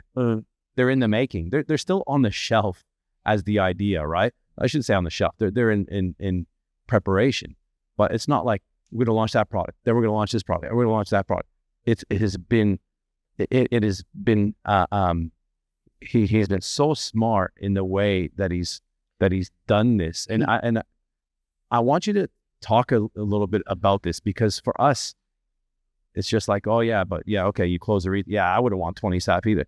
But it goes deeper than that. Take us into your thinking, because there's a famous entrepreneur and he's on Twitter and stuff, Naval Ravikant, and he says if your brand is your moat, you won't have a moat for very much longer. that you need to basically be focused on IP and distribution. And it's because it's so easy to spin up a brand these days with AI and all the tools out there. So yeah, really unpack for us. So, I mean, you can be very successful short-term based on marketing. We've all seen it. Yeah. So no longer does the best product win. So what does that tell you? That tells you that you can get false or short-term success based on a marketing strategy. Effective. There's plenty of businesses built on this. Probably almost more. I think based on e-com evolution and popularity of entrepreneurism in theory, not reality, but in theory of it. Nomadic, all these sort of things. Like it's just and then a COVID compression as well. Yeah, exactly. The COVID at the same time, and so that made it very. So if everyone's going one way, sometimes too, the best thing to do is actually ignore it. It doesn't mean it's the right thing to do. People follow. The masses are not usually right in most things. Is they're usually just following people. And so, what I realized was we had a product that worked. And I realized that we had a distribution model. If we put it in front of the right customers, they would realize the value proposition of our product versus another product on the shelf. And I knew the market was growing all the time because I saw it firsthand. I knew how many people were struggling with this, and I knew people would start looking. Two things that I didn't do was, one was market, and two, educate people about why bone broth. I intentionally didn't do that because I wanted all our competitors to do that job for us. So I let all our competitors do that, all the online brands, all the hacky kind of brands that are jumping on a trend, and they'll do all that sort of stuff. Get copywriters, spit it all out. Great. Like, why do I need to do it? And so they're doing it. That's not customer loyalty. That's just promoting the whole category. And so I knew that was happening. There's a lot, because I found that content 10 years before that. Now it's everywhere, And so you were allowing the competitors to spend their own money educating them. And I spent my money on distribution. Yeah, exactly. And on product. Create a better product, spend the money. Our business, our P&L would look completely different because I had boots on the ground, knocking down doors, getting the doors open, putting product into the right shelves, cutting in distributors. I was never concerned about margin with that sort of thing. Creating an army of people that all wanted us to succeed. And at this point, again, it wasn't about revenue. I want people to understand this, right? It was boots on the ground, getting in the right people's hands, getting on the shelves. Yeah. We're maybe hashing over another point, right? Bone broth is what kind of got you in the door and helped to build the distribution. But Eric, you said it just a minute ago, you've got like heaps of products on the back burner that now it's like a hockey stick growth because you've got the distribution. Yep. Once they get onto those shelves, then your business can really... That's right. It becomes the way those guys... So if we go... So if you can find a distribution channel with an educated market, you don't need to educate them, or you don't need to do it as much. So I'd have people all the time outside of the health circle, outside of really being a true health customer, say to us, you need to do this. It's like, because you're telling me that, but I'm not selling to you. I've got a better widget. I've got a better bone broth. I've got a better health product. If I put it on the shelf, the health educated person is going to realize it. And even if they don't, we can get the staff in the store to realize it. So we turn them into a field team for us effectively, put it in health food stores, educated the staff, told the staff about the benefit, gave them samples, all that sort of stuff, turned them into our sales force. Then from there, so we didn't need to spend money on marketing. We spent it all on distribution. And then now, as we go across the chasm from niche health food to mainstream health and integrating into tradition, like even mainstream shelves, like not even in the health, like in Coles, we're not even in the health category. We're in mainstream. And so we're in the mainstream aisle, sources and stocks and that sort of stuff. So to do that now, it's about marketing, because now you're going to the wider market. When you walk into Woolworths and Coles, it's noisy as hell. You walk into a popular health food stores, a Flannery's, a Go Biter, whatever, Whole Life in the US, people wander those shelves all day. Like they're looking at stuff. Health food people love shopping health food stores. It's interesting. It's fun. It's dynamic. It's your people. Yep. It's a captured environment. We had a health food store. I know how people shop. So I knew how they shopped. I don't need to market to these people. These people are turning every label over. These people are checking everything. People are asking the stuff. People are talking to other customers. It's a real little community because we're all dealing with the same stuff. And so we've got the same weird interest at that time. Not so weird anymore, but at that time it was weird. So then grocery, what's it look like when people are shopping in grocery stores? Usually kids screaming, head down, phone, late from work, or, trying to get home to cook dinner. It's noisy. It's, all that sort of stuff. Now it's about we have to cut through. Now we have to educate the mainstream customer. Peeling. Yeah, peeling. Now we have to find a way to do that. So now it's about telling the story. That was 10 years ago. I was talking to every customer that walked through the door with, which was how this stuff would, why you need to do this, why it matters, why it's not about, fixing downstream, why you should stop taking the potion, whatever, and instead just work with the innate intelligence of your body and evolution, and go back to grassroots with that sort of stuff, fix things from the inside out. So to get a distribution, right, into these stores, right, Govitas and Coles and Woolies, it's easy to say boots on the ground, right? But what does that mean? What does it actually mean? What does that entail? Who have you hired? Who's making the phone calls? Who's doing the negotiations? Because I'm assuming that you're going to be being bent over a barrel, trying to negotiate with conglomerates. Your business is about leverage. Business is an investment. Yeah, it's an investment, and if you always remember it's an investment, you think about it the most strategic way possible, which is you're looking for points of leverage all the time, and so. Getting into 3,000 plus stores now when we start marketing, that's leverage. We get it. Yeah, you advertise with the ether, but you got a store within a few hundred meters from most people's houses now to be able to go get a product that was niche, a few years ago. And so that's leverage in action. So in the early stage, our points of leverage was the distributors. So I mentioned before, 2017, distributor walks through the door.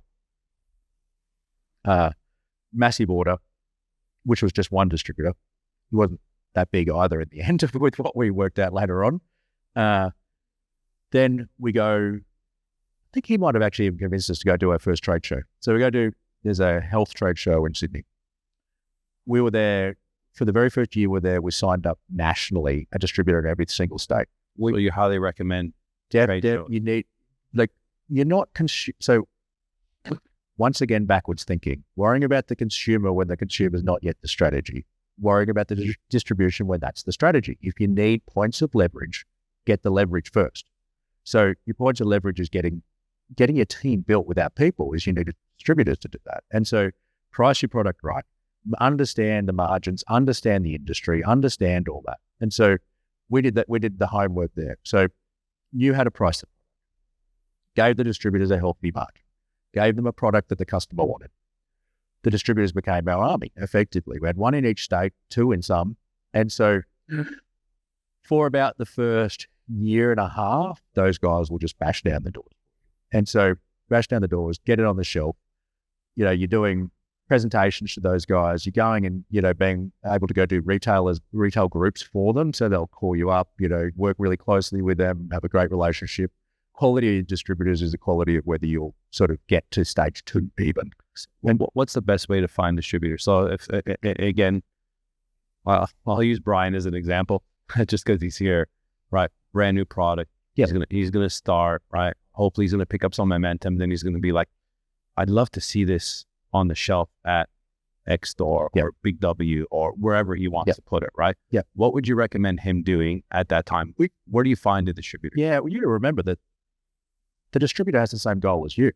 If you do the deal, is you both have the same goal, which is sell your product through the stores. Yep. So find a distributor that's aligned with you. You need to work out where they are, just the same as you need to fish in a bond for a customer that's, like health food stores. Okay, we need to be in health food stores. Logical. Mm-hmm. So where's the distributor fishing? Where are they looking for products? Trade shows, magazines. Now social media wasn't as big back then, but I would be, targeting social media very heavily. They're probably direct DMing, a distributor, and I'm looking for product. But you don't be everything. Don't be an online business if you want to use the distributor, because you're going to compete with them. Just don't be so, think things through. Think things through with what the distributor wants. The distributor doesn't want you to go compete with them online.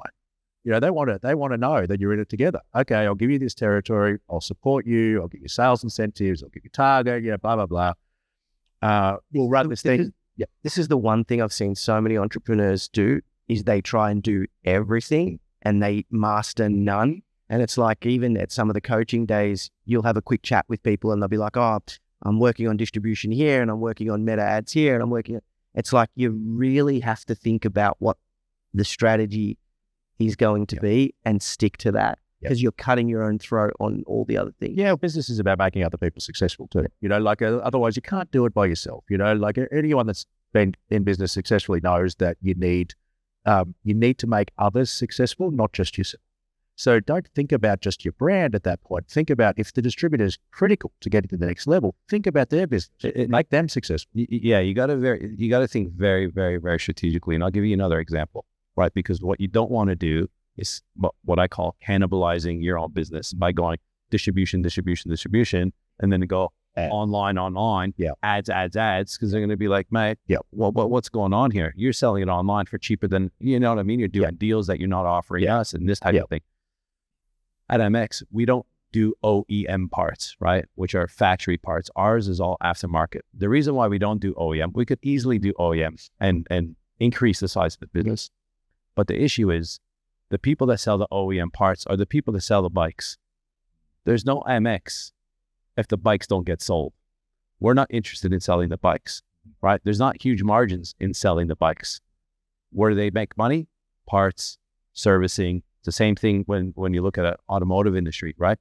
So instead of cannibalizing their own business and trying to get all of the market, we haven't done that strategically, right? People won't think that way because again, when we're in business, we think at the beginning, we think small and we think scarce. We think we need to do everything.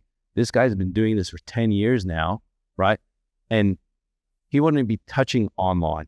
Online is not even a big thing. Like when you look at it and you go, but what do you mean? TikTok shop and Amazon. I don't even know what my online sales are. Yeah. That's how insignificant they are to it. And I remember when we launched the Amazon USA, and we were literally shipping one jar at a time to Amazon and trying to, get into Amazon and educate that market there. And that was just a waste of time, right? Because the reality was, one, Gevity wasn't even ready for that. And two, it wasn't even in the strategy. It was something I kind of pushed to say, hey, let's try this anyways, because, the funny thing is it's gone full circle. It's now become the right time. Yeah. And so this is about knowing, because we're redoing this in the US and my strategy is different there because the market's different. So in Australia it's controlled by the commodity product and who owns Amazon? Who owns Amazon now? Policy. Mark. Yeah. So you have it, and you don't have the duopoly that you have here. You have the duopoly between Coles and Woolies here. Yeah. So my job's not to fix that. I'd like someone to, but it's not my job to do that. Someone's done that in the US. Yeah. So, and they have a close alliance with the biggest health food distributor or retail store in the world. And so in the US now with the right time, and we have the capability now. Australia's distribution is built. Now we're not doing any more distribution in Australia currently. We're concentrating now on the US because marketing is global. Yeah, digital marketing global now. Health is influenced very heavily by the US.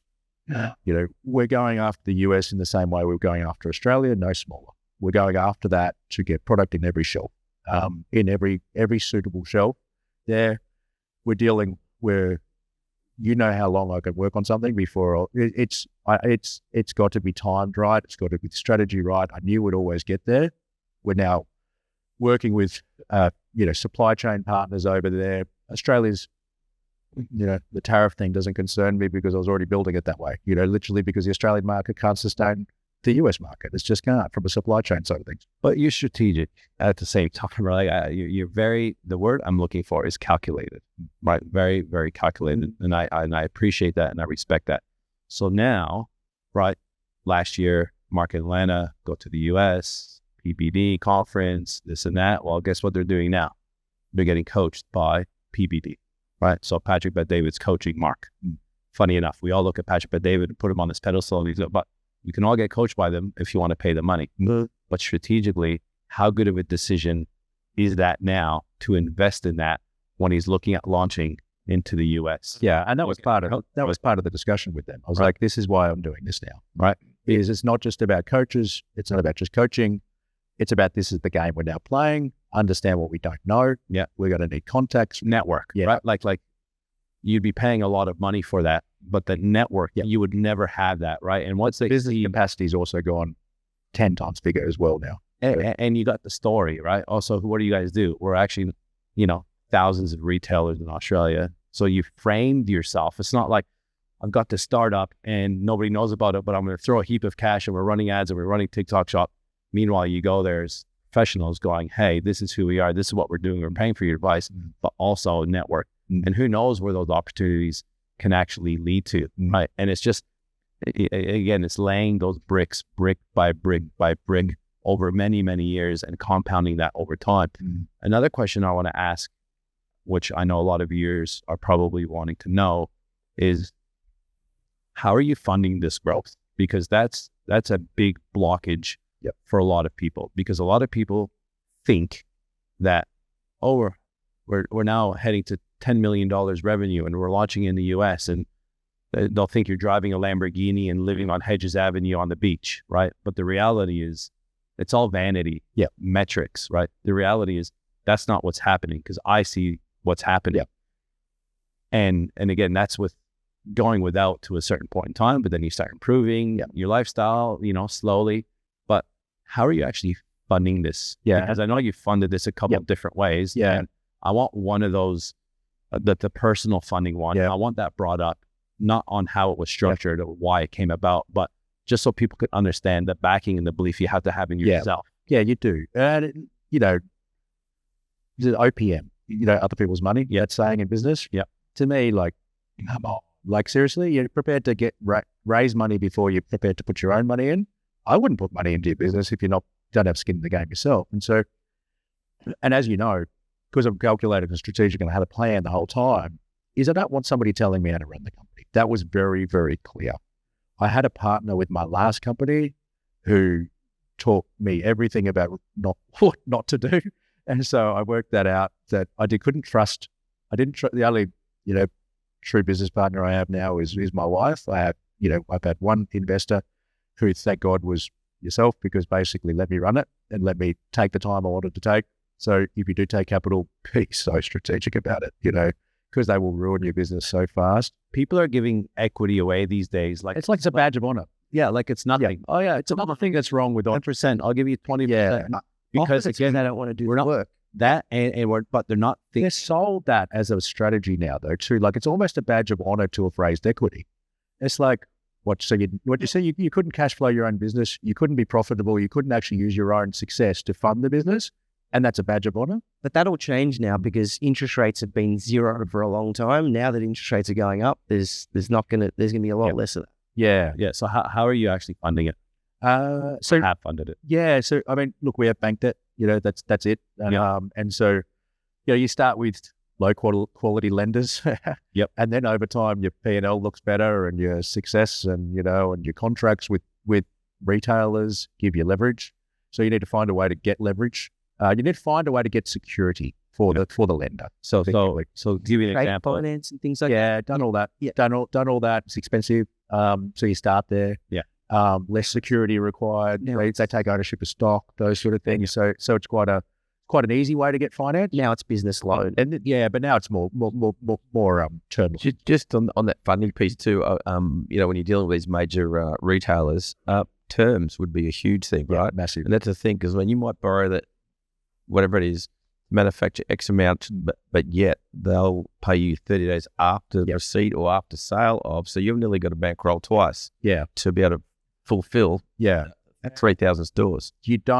There is no such thing as have to in business. There's a way. And so for me, I refused to take, so every distributor we're the, I think hopefully me saying this out loud is not going to change anything, but it's basically we wouldn't have renegotiated anyway. We don't need to. Is all the deals we did were pay on delivery to the distributor, and we would give the distributor extra percentage. So this is about building your pricing model correct from the start. Let the distributor, your distributor is more established than you, so they have the bank debt, which is cheaper than your debt that you're going to be able to get. So give them a percentage. Repeat that again. Yeah. Because that It's another strategic decision. Can you repeat that from the beginning again? Because this is a whole funding model in itself, and there's a lot of people going, "How am I going to fund this order of $100,000?" Yeah. So price your product right. Whatever I had a bit of advice early, which I think was pretty correct, which is whatever you think you should be charging, at least at 10%. At least, because your product's probably worth more. And if it's not, go back to the drawing board and get your product worth that much. So what are the retailers looking for, right? As when you say price your product, right? Obviously, you need to know your own margins, right, to running your own business. But what does the actual retailer want? Depends on the retailer. Okay. So who's making the most margin out of the three? Like, well, I mean, by the time you're the big guys, because they have that they own it, but they also do. But it's one point of delivery per state, so your costs are less there for us as a brand. You don't need a distributor in the middle. They are a distributor and a retailer. So once you put those two together, it's actually cheaper for us. It's better margin for us, which is why everyone wants to get there. And that's where your marketing budget now comes from, is effectively you've cut the distributor's no longer needed with the health food stores, with the big guys, the Coles and the Woolies. They still service all the health food. We split out our range, so everyone gets a piece still, and so price the product right.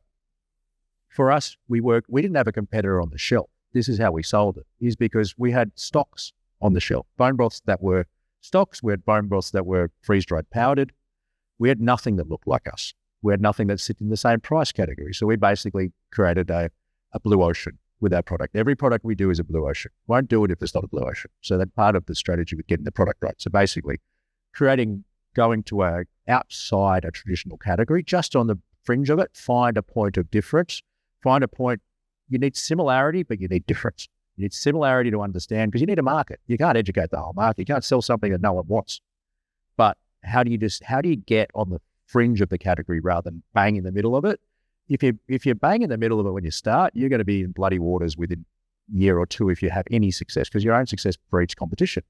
And so for us, what we did was just lift the whole category up. Effectively, everyone started copying us. And so, but we created a new product on the shelf, not seen, so we could set a price that we could cut the distributor in properly.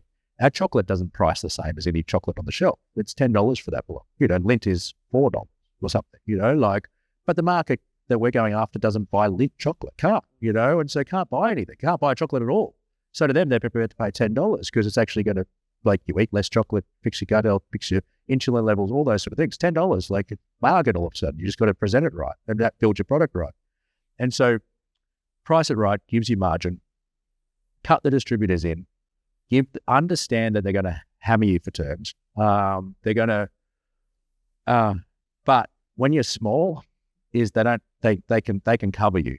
And so they effectively, because you're one of 1,000 brands they'll look after. They've done this deal with nobody, basically. This is the way I looked at it. The deal that we don't do this deal with anybody. I know you don't. That's why you can cover me. This is why it's going to be the deal that you do, which is basically, you're going to fund us. I'm going to give you 5% extra margin. We ran lean. I'm just not going to put it into marketing. This is the thing. You just kind of build your P&L differently to give you a competitive advantage, because cash flow mattered. I didn't want to give away equity. I knew I didn't need marketing if I got it in front of the right people. So instead, give it to the distributor to fund us. They've got the bank debt. They've been around for 10 years. They've got other products to offset it. There's so many things in their favor to do it. And so we used them to fund a lot of our growth. That's why we didn't need to raise any money. I didn't even have any form of bank debt for the first few years. And so I just used them to basically fund us. And obviously we'd had a somewhat profitable business, borderline in retail. It's pretty tough going when you're smashing out 3 stores in a year. But we had some sort of, starting. So basically, you're desperate where you needed to get the income straight away from this new business to fund your Well, they front round them. It's for 5%. It's basically 5% interest rate. It's a coupon. No, but I'm saying when people are starting a business and it's their only business, they're trying to feed their family, they're trying to get everything out of the business. Yeah. And that's toughest. Yeah, and that's why you got to cut your expenses. You got to cut it down. You got to drive the white combi van. Yeah. Right. Hand the keys to the BMW.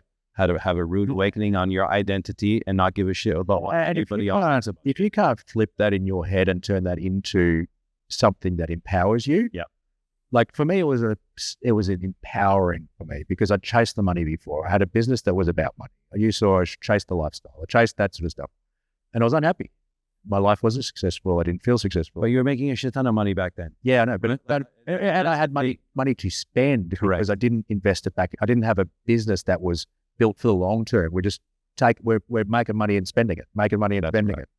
And so, if you can't flip that in your head, I don't think you'll actually build a big business. If you can't actually go, because I don't know if anyone built a really big, important business that provides real value, real legacy sort of stuff that was built for money. I know this is kind of like a little bit off topic, but I'm seeing this with motherhood as well because of the way society is conditioning people to think about the world. It's like women are being conditioned to think you can run the business, you can have the job, you can be the mother, you can do everything. And so I'm even seeing like people are looking at being a mum and they're saying things like just a mum or like you really have to flip the scenario so you embody the scenario, whether it's being a mum, whether it's running a business, being healthy, whether it's exercising, anything, and not listen to the external voice. Yeah, look, if you're spending because it's cool, you're spending too much time on social media, you're trying to keep up with the Joneses, you're worried about these sort of things, you're not built for business, to be honest, because you got to be corrupted you feel like you're missing out too much. I turned off social media in 2014. Thank God my wife did it for the company. So that was part of the partnership. But you know what's funny? You say that, and I just had a realization when you said that. Dan and Jake don't have social media either. Never have. You can't. You get your brain. Yeah, Dan's the best social media ad guy in Australia. He does not. He does not have an account. Yeah. Jake, well, he won't even know. Like when I talk to him about TikTok and this and that, like he's so out of it. Yep. That in a way it's so good. Yeah. Because he's so concentrated on. You can work out your own strategy and stay true to it much better because you're not corrupted by the noise. Yeah. Whatever you put around yourself, like, a healthy person, doesn't matter how healthy you are, you're not going to go spend your time at a dessert shop for fun or something. It's just don't put yourself around temptation. Set yourself up for success. And so seeing there's businesses, getting successful in business is a fine line between absorbing a lot of information and then culling it and then taking the 1%. You've seen my library. I've read every book that possibly is in business, but I don't over-absorb business content because it can distract you. You absorb enough to get a foundational knowledge to know strategy, to be able to work out all the options that you got to play. Sometimes I'll go, still I'm dealing with a problem. I'll go to the library, grab a book or whatever, and it's very specific. It's just in time learning now rather than just based on overconsumption, just reading, listening, everything, because you get paralyzed. And that's why people sometimes I think they don't actually do anything or they're not successful or able to, is because they're just consuming all the time and they're like a top spinning around. Over determining the information they receive as well. Yeah. Again, like you said it before, and you just said it in passing, going like when we were talking about equity and money and like, I need to run this business and make the decisions me, not with someone else putting pressure on me as a partner, as a big funder, because you're going to be making emotional, irrational decisions rather than logical decisions that you believe in because this is your path. And I think people need to realize that as well, knowing your personality type. Are you the kind of person that wants to make the decision, back the decision, and, will take advice from others, but ultimately run with it yourself? Or are you happy to collaborate and have multiple people in the, around the desk, at that meeting and going, okay, no, it's going to come down to a vote, right? Mark's never wanted a business that comes down to a vote. It comes down to Mark's vote, Mark in Atlanta's vote, right? As an example. But I know that they support each other quite well in the business. which is amazing because Jen and I could never work together. And that's why I take my hat off so much to people that can actually, It's rare. like, it's very, very rare. And I see the relationship. I'm just like, it's amazing. They smile and smile more and more every year. I don't know. I got to get some tips. I must not be drinking enough bone broth, maybe. Yeah, but there's so much more that I would love to unpack, but believe it or not, we've been going already like hour and a half. But I want to ask a couple questions, because some of these pods are quite high level, and we're talking about high level things, and Woolworths and Woolies and Coles, 1,000 stores, 2,000 stores. And then we have someone like Brian here, right, that is just looking at making his first sale, right? Talking to Brian, right, what would you not do again, right? And what would you do if you're not in a business that, and I'm not saying this is Brian, but you're just looking at making, you want to do it through business though, right? And you just want to make an extra 200, 300, 400 grand a year with a cool product that you can launch online that doesn't have to be in Woolies or doesn't have to be in Coles, or it might be in smaller distribution. Just have a think about it, right? What would you do if you're in their position? I know this is not you and it never has been you, but with what you know and how you've educated yourself and you've pivoted so much under pressure over the years, I think it'd be very, very valuable. So basically, how would you think about it? And what would you not do again? And there's one more question, I'll finish it off, but we'll start with those two first. So first thing about what would I not do? The only decisions that I think have actually been, to be honest, it's hard for me to even answer that because everything's turned out in the end. Like we had a manufacturer let us down badly last year at a time when we just rolled out, well, should have been the best year of our business life, ended up being the most traumatic. Here's we 2,000 stores, had a manufacturer, did the deal through an agent in the middle because we needed it done fast. And the line that we were those sort of go pouches like that, very hard to get done. Couple of lines in the country, and the Woolies, the manufacturers there, effectively try to own your product. And so, like, obviously not us. And so, had to do a deal to get the deal done with Coles and Woolies, roll it out in time. They ended up completely stuffing our product up. Long story in there, but basically nearly killed our business. Basically went from the best to but product quality was the worst it's ever been. Supply chain couldn't be kept up. At a time when we've got the biggest retail, this was the goal, get to this point. We get there and then now it's manufacturer lets us down. And so then, and then they stuff, because the agent in the middle did the deal poorly, even though our deal was done right, is their deal with them was done poorly. They're no longer around, this agent now, because of all this, is effectively, pricing structure wasn't locked down properly. With our volume and where we're going, pretty quickly people go get greedy in partnership groups. My old business partner, who knew it better than anybody because he was guilty of it himself, was gold fever. Is in business, is partnership creates, when business starts to go successful, is people get gold fever. And it corrupts people's thinking. Who you think you're working with, you're not working with anymore. They just change. And so the only thing I'd say that I'd do differently is be even stricter with partnerships and stuff. And even know people better.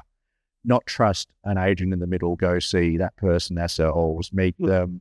I didn't have time. I was running a company. I'm operationally in control of the company and sort of, factory in Sydney, all this sort of stuff. It's just, I did the Woolies and Coles deals. I'm running all that stuff. It's just like, someone else can do this. This is not, and so, we've now gone, as sort of set up a factory now to bring it back in-house and all this sort of stuff to get control of it.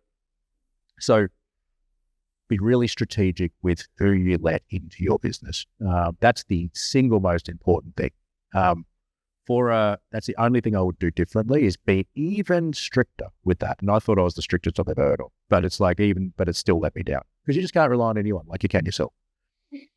And if you do, make sure things are documented well. Make sure you do it right. It is important. I hate that stuff. As you know, I hate it. to me, I'm like, straight up guy, shake hand. My handshake means more anyway. So it's like, it's just basically, I think everyone's like that. They're not. And so be really careful with that. From a, with a different goal, if my goal was to create, a few $100,000 a year, I mean, a few $100,000 a year, we've got to be talking profit. So it's a few $1 million a year in turnover. And so if I believe, and this may not be popular viewpoint, but I believe staying small is dangerous in business effectively, because businesses need to grow to survive a lot of the time. Whatever doesn't grow in business is effectively, it's the leaf dying on the tree effectively. And so is energy follows growth. So it's much easier when you're growing, so you can get better people. Doors open for you. People want to be part of the success. People want to be part of the growth. Everything is going with you. If you're trying to stay stagnant, I think it's actually impossible, like in business. Or it's, they're the old school businesses. They're the old school bricks and mortars. I don't know if they're around anymore, and if they are, because it's too competitive now. And so competition breeds, and now business is so popular and entrepreneurship so popular that effectively, more and more people are trying it. So it's easy to copy stuff. It's easy to get stuff manufactured overseas. It's easy to copy products. It's easy to do all this stuff. If someone's got more dollars than you and your product's copyable, you're in danger. It's just a matter of time. And so you can't, when you're small, protect yourself. You don't have the muscle effectively to keep competitors at bay. So I would consider why you're thinking like that with the business in the first place, and whether you're using the right model to get there, and whether business is the right choice. Investing some other business model that's more stable and less competitive and gives you a moat around you, because business is not that. Like consumer goods is not that. Consumer goods, there's no moat. You need to have your troops on the the tariffs or whatever they are, kind of, literally waiting for people to attack. Basically, this is what it's like. It's a competitive space, and if that's what that excites you, that's what you want to build, fantastic, you're in the right model. Otherwise, find something a little bit more stable, whether it's in property, whether it's, shares, stocks and shares. Also, I think that if I was entrepreneurship, I had an entrepreneurship brain, but I didn't want to run my own company, I'd work as an entrepreneur. The biggest opportunity, I believe, for most people now that think like a business owner is to be an entrepreneur in a company. People have changed how they're running companies now. I can attest to this. I look for entrepreneurs specifically. They've always been my best. What I mean by that is someone that's had a business before, usually realizes what it takes, thinks like an owner, doesn't want to run it themselves. I had a client, great feedback, right? And he's been to the events and messaging and whatnot, and he booked in a call, and he's like, what I've realized over the last couple of years is I'm a really good second in charge. Yep. And it's taken me 2 years to realize that I was trying to be the guy. I was trying to be the entrepreneur. He goes, I can't handle it. It's not me. It's not for my personality type. And it was like there was a relief in his voice. To be honest, his demeanor. The deal is better. Knowing who you are, knowing who you're not, and try not to be downside. The deal is actually better if you're looking at it from if your goal is not impact and be the guy running it, and that's not your vision, and that's the thing, is from a straight pros and cons on a list on a piece of paper, is your deal's better. Some of the wealthiest people in the world are entrepreneurs, Steve Ballmer, Google CEO now, they're literally all entrepreneurs. They all end up with equity. They all end up with, you get your few $100,000 a year. That's just a decent job, Then if you prove yourself over 5-10 years, and you really work like an owner, you're going to end up with equity. Otherwise, you go somewhere that'll give it to you because you're being screwed. Effectively, people will do it. They will. They're just kind of, why not? It's just crazy not to. That person's going to, it's your top group of people provide so much more value than the rest of your team. And so those people are gold to a business owner, and business owners, I believe, most of them now, if they're worth, anything, they know what they're doing, value it. And so, I appreciate that. And another thing I'd add is time. right? If you think it's going to be done in 2 years, it'll probably be done in 4. Yeah. If you think it's going to be done in 1, it'll be done in 2.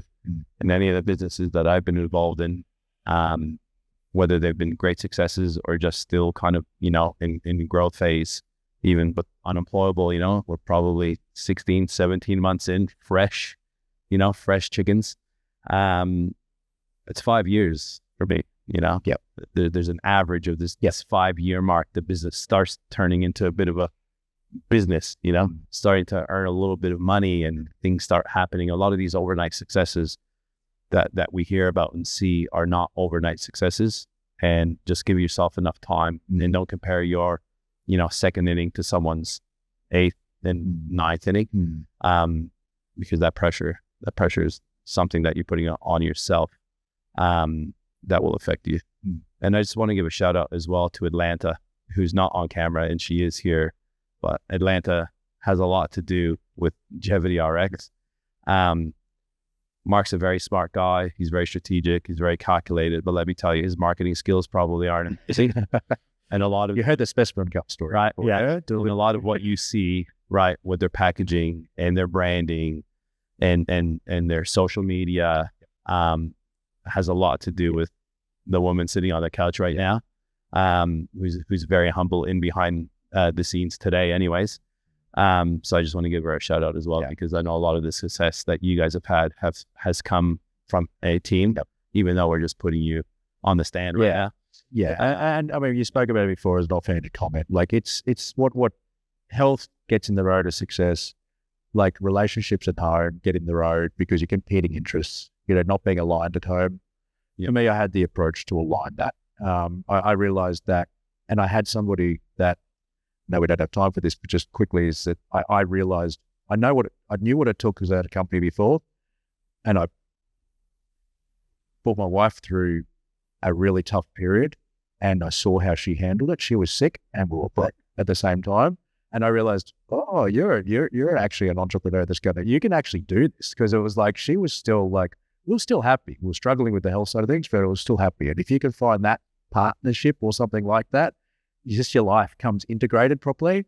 Yeah, it's one less thing that gets in your road of success. Yeah, I know I asked you before, but ballparkish time when you're doing your food sort of challengey sort of stuff, and where can people go to register so they're on the wait list? Because I'm certainly interested. We're Gevity RX, all the platforms, where it's the Fowlers for social media. So you'll see stuff coming out pretty soon that we're doing a reset. It'll be everywhere on app socials and that sort of stuff. That's just free, basically. All you got to do is, get some product and basically you can partake. And so wherever you get that from is completely fine. And it'll be pretty easy to keep up. We're starting super light. I know how to do this, but to inch people towards this sort of stuff, get people on the right track pretty fast. And we're actually really excited to get back into that space of actually providing the guidance and the support and helping people have success. Yep. Guys, give them a follow. You'll find them, like Mark said, 200-300 meters from your house. They'll be on a shelf somewhere. Again, you guys deserve all the success. I've enjoyed working with you for many years and our deep conversations that we have, and love seeing the growth and looking forward to seeing what's going to happen with the USA launch as well. Appreciate it. And thanks for the support. No worries. Yeah. Thank you. Also, James, thanks, guys. Mark, thanks again. And that finalizes this amazing pod. Again, guys, share it, like, comment, subscribe. That's what helps us. Mark wants sales of his products, so you come into the what's the word I'm looking for? Competition. All we want is subscriptions, right? The more subscriptions we have, the more comments, the more likes, the better and better guests that we could come on. And we got guys like Mark that can be doing a lot of other things right now, but is sitting down, breaking down kind of his story to give you guys some tips and some actionable items that you guys can use in your life, in your business. Thank you. Hey there, I hope you enjoyed that episode of Unemployable. If you'd like to watch another episode, just click there.